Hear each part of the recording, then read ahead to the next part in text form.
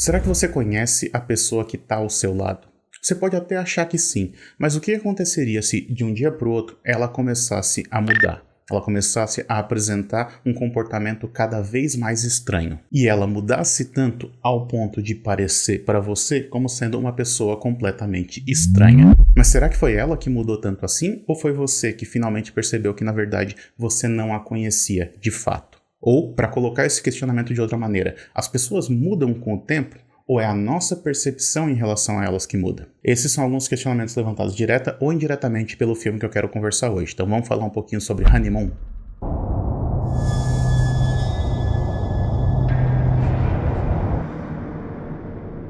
Olá pessoal, sejam muito bem-vindos a mais um vídeo aqui do canal Sétima Arte. Eu sou Daniel e no vídeo de hoje eu quero conversar um pouquinho sobre Honeymoon. Esse é um filme de 2014 co-escrito e dirigido pela Leigh Janiak, que ficou mais conhecida por ter dirigido a trilogia original do Rua do Medo. O filme conta a história da Bee, interpretada pela Rosie Leslie, e do Paul, interpretado pelo Harry Treadway. Os dois, eles se casaram recentemente e foram passar a sua lua de mel numa cabana no meio do mato. A cabana pertence à família da Bee e aparentemente ela passou boa parte da sua juventude lá naquele lugar, só que essa é a primeira vez que o Paul tá conhecendo aquele lugar. E como eles foram pra lá fora de temporada, o local tá praticamente vazio, então eles ficam sozinhos a maior parte do tempo. E como eles são recém-casados e estão sozinhos, não é de se surpreender que eles ficam fazendo sexo o tempo todo. E tipo assim, o tempo todo mesmo. Porém, não demora até que coisas estranhas comecem a acontecer. Durante a noite, uma luz estranha que parece estar vindo da floresta ilumina a cabana deles, como se estivesse procurando por alguém ali dentro. O que já é bem estranho, já que era para eles estarem sozinhos ali. Além disso, num outro dia, eles vão num restaurante, que é tipo o único restaurante da região, e o dono do restaurante, que é um antigo amigo da Bee, ele tá se comportando de uma maneira muito estranha. Só que tudo piora mesmo certa noite quando o Paul acorda e descobre que a Bee não tá do lado dele. E aí ele sai procurando por ela e encontra ela na floresta, nua, sem lembranças do que aconteceu e de como ela foi parar lá. E a partir desse momento, a Bee muda. Ela deixa de ser aquela pessoa que a gente viu até então. O comportamento dela passa a ser completamente diferente. E uma das primeiras mudanças que a gente nota nesse comportamento dela é que ela parece ter perdido todo o desejo sexual. Então, se antes eles estavam fazendo sexo o tempo todo, agora ela parece não querer qualquer tipo de proximidade com o Paul. Só que essa falta de libido é, na verdade, o menor dos problemas, porque a Bee, ela passa a esquecer de coisas muito simples, como, por exemplo, de como fazer um café. Além disso, ela começa a se comunicar de maneira errática, ela começa a esquecer palavras ou então a de trocar palavras no meio da frase. E aí, como ela está se esquecendo de muita coisa, ela começa a fazer várias anotações de informações que ela considera importantes. Só que são informações que, teoricamente, ela não precisaria anotar para saber, tipo, qual é o nome dela ou qual é o nome do marido dela. E em certo momento, o Paul chega a ver ela ensaiando uma conversa que ela vai ter com o Paul depois. Então, ela ensaia essa conversa para que, quando ela vá ter essa conversa com o Paul,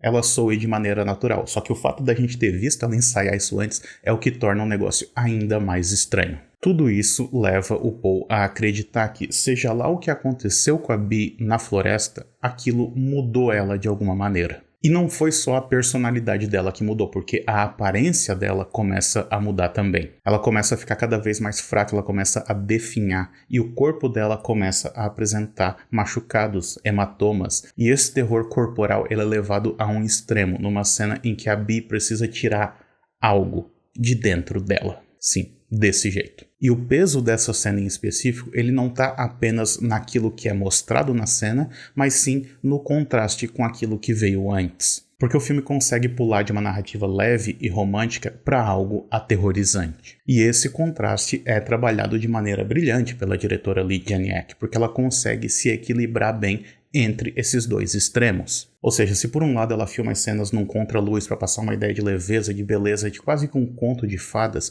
ela também usa a câmera na mão para trazer a gente de volta para a realidade. Ou seja, ela constrói uma fantasia e faz essa fantasia se chocar com o terror da realidade. Um outro ponto positivo é o fato da diretora ela escolher dar mais informações para o espectador do que para os personagens. E essa escolha funciona muito bem porque acaba expondo as fraquezas e as inseguranças daqueles personagens. Por exemplo, não existe qualquer dúvida dúvida pra gente de que a ameaça que tá pairando sobre aquele casal é uma ameaça sobrenatural. Afinal, aquela luz que a gente viu iluminando a cabana em certo momento, ela parece exercer uma força quase que mágica em cima da Bee. Em outro momento a gente vê também que esse algo que tá ameaçando eles consegue mexer na eletricidade ali da cabana, e tem várias outras evidências que apontam para esse caminho do sobrenatural. Só que a gente vê essas evidências. O Paul, por exemplo, não vê. E como ele não vê isso, quando as coisas começam a dar errado, ele busca uma solução racional para isso, ele busca uma explicação racional. E a resposta que ele encontra é que, na cabeça dele, aquele amigo da Bee, o dono do restaurante, deve ter abusado dela. E ele, inclusive, tenta resolver essa situação por conta própria e não consegue, de novo,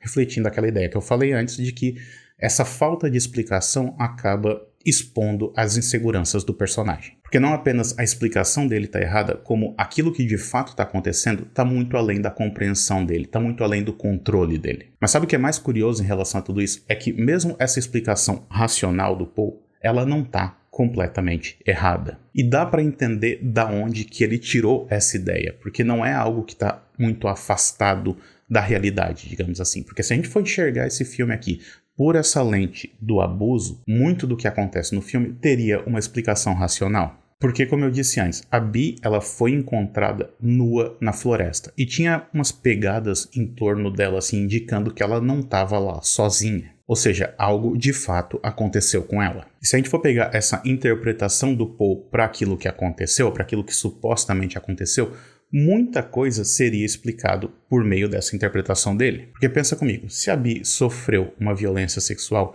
é compreensível que, ao menos num primeiro momento, ela perca completamente o seu desejo sexual pelo Paul. Afinal, o que era antes prazeroso agora se tornou traumático. Da mesma maneira, os esquecimentos da Bee, aquele comportamento estranho que ela estava desenvolvendo ali depois do que aconteceu, também seria explicado por meio desse abuso. Afinal, ela está pensando nisso o tempo todo, ela não está prestando atenção em mais nada. E isso também explicaria o sangramento e os hematomas que ela apresenta pelo corpo dela. Afinal, seriam resultado dessa violência que ela sofreu. Tudo isso seria correto, se não fosse aquela escolha que o filme faz, que eu mencionei antes, que é a de dar mais informações para o espectador do que para os personagens. Porque a partir do momento que a gente sabe, ou pelo menos a gente tem uma suspeita muito grande daquilo que aconteceu, a nossa percepção em relação a isso muda. E a nossa interpretação daquilo que está sendo mostrado também muda. Não que esse filme aqui forneça respostas fáceis, porque ele não fornece, mas ainda assim é possível interpretar aquilo que aconteceu de outras maneiras. E é isso que eu quero fazer agora. Porém, para poder fazer isso, eu vou ter que entrar em detalhes a respeito do que acontece no final do filme. Então fica aqui, desde já, o aviso de spoilers.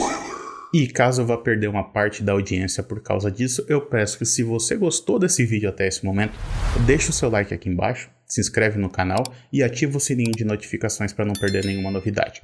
Aproveita também e me segue nas redes sociais, todas elas vão estar linkadas aqui embaixo. E eu sei que eu normalmente peço para pessoas me seguirem nas redes sociais e acabo não postando nada por lá, mas eu prometo que eu vou tentar postar com mais frequência nas redes sociais, então segue lá, tá? Continuando então. Vamos voltar ao que acontece de fato no filme. Porque naquela noite que a Bee foi encontrada na floresta nua, aparentemente ela foi abduzida.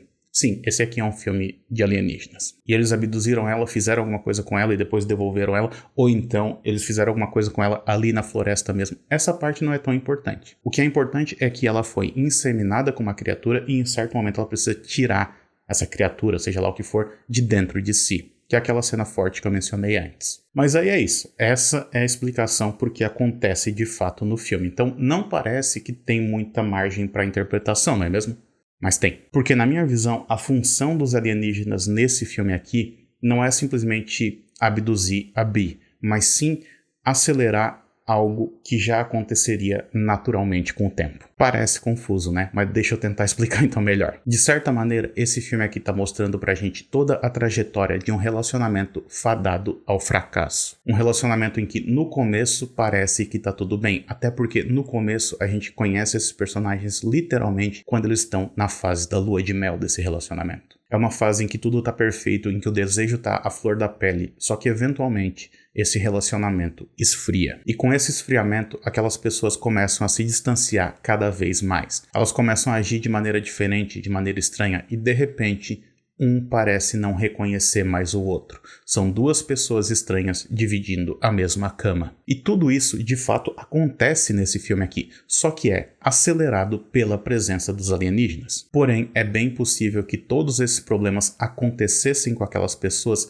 mesmo sem a presença dos alienígenas. Por exemplo, em certo momento a gente vê esses personagens discutindo a respeito da ideia de ter ou não ter filhos, e a gente vê que eles têm opiniões diferentes sobre isso. E esse tipo de coisa poderia se escalonar bastante lá pra frente e poderia causar uma ruptura nesse relacionamento, poderia causar esse mesmo tipo de afastamento. Só que a gente não vê isso acontecendo porque os alienígenas chegam antes. O que nos leva a um outro questionamento muito importante. Como é que aqueles alienígenas apareceram ali justamente naquele momento? Foi coincidência?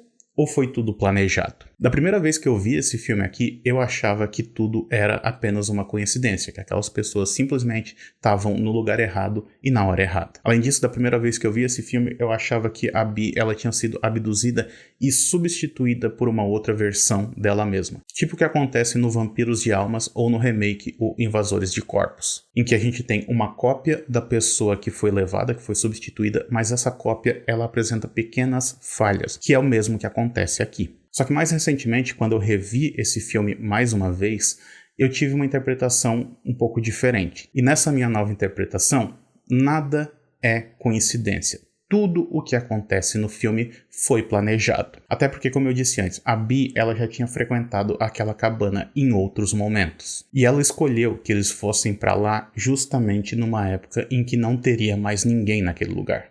Ou quase ninguém. Então, nessa minha nova interpretação, eu acho que a Bee, ela já tinha algum tipo de relacionamento com os alienígenas. Talvez os alienígenas costumassem frequentar aquele lago, aquele local, quando ela era criança, por exemplo, ou quando ela era jovem. Talvez ela já tivesse até mesmo sido abduzida por eles em outro momento. Então ela já tinha algum tipo de relação com eles. Só que eu acho que ela não lembrava dessa relação. Então é como se a Bee fosse uma espécie de agente adormecido dos alienígenas. Um agente que está lá esperando pelas suas próximas ordens, esperando para voltar para aquele lugar. E eventualmente ela volta, só que ela não sabe necessariamente por que ela voltou para lá. Ela está obedecendo a ordens que ela não sabe de onde vem. E isso é simbolizado em alguns momentos do filme. Tem uma cena logo no início, por exemplo, que a gente vê um inseto batendo na luz. E depois, em outro momento, quando a gente vê aquela luz iluminando o quarto deles na cabana, a Bee também é atraída por aquela luz, de maneira inconsciente. Além disso, tem uma outra cena mais pra frente, quando a transformação dela já está um pouco mais avançada,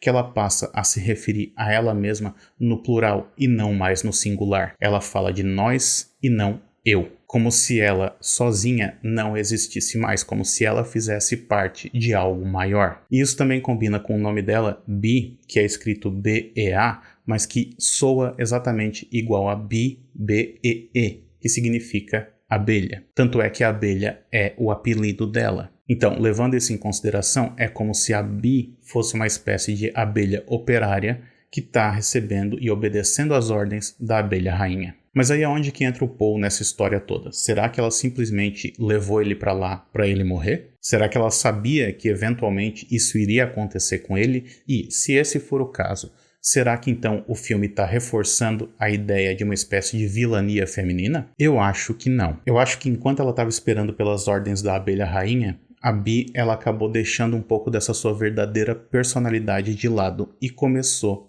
a agir por conta própria. Foi aí então que ela conheceu o Paul e se casou com ele. Só que eventualmente essa verdadeira personalidade dela vai voltar à superfície, porque ela nunca deixou de ser quem ela é. E aí, com base nessa interpretação, dá pra gente voltar para aquele questionamento que eu fiz lá no início do vídeo, que é a ideia de, será que você conhece de verdade a pessoa que está ao seu lado? É claro que esse é um questionamento bastante complexo e que não tem uma resposta fácil no mundo real. Mas no caso do filme aqui, não há dúvidas. Porque dentro da história do filme, não é que a mulher dele mudou tanto ao ponto de se tornar uma estranha, mas sim que essa estranha era a verdadeira Bee. Ou, dito de outro modo, não é que ele não reconhecia mais a sua mulher, mas sim que ele nunca a conheceu de fato. Bom, por hoje é isso, então espero que vocês tenham gostado desse vídeo. Se gostou, eu peço novamente que curta, compartilhe e se inscreva no canal. E se você gosta desses filmes que meio que escondem a sua verdadeira temática, você vai gostar desse vídeo que eu fiz sobre o filme O Segredo da Cabana.